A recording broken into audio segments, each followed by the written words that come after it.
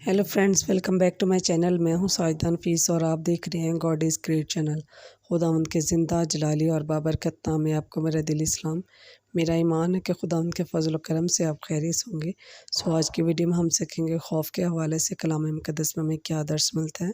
So video का and तक ज़रूर देखिएगा। अगर आपको मेरी वीडियो अच्छी लगे तो लाइक और सब्सक्राइब ज़रूर कीजिएगा ताकि आपको मेरी नेक्स्ट आने वाली वीडियो सबसे पहले मिल सके और आप अपने ईमान को खुदावंद पर और ज़्यादा मजबूत और पुख्ता कर सकें।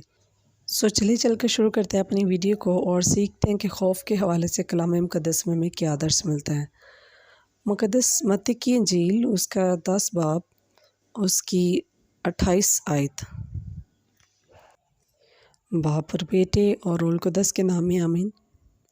कलाम मुक़द्दस में कुछ यूँ लिखा है, जो बदन को कत्ल करते हैं और रूह को कत्ल नहीं कर सकते, उनसे ना डरो बल्कि उसी से डरो जो रूह और बदन दोनों को जहन्नम में हलाक कर सकता है।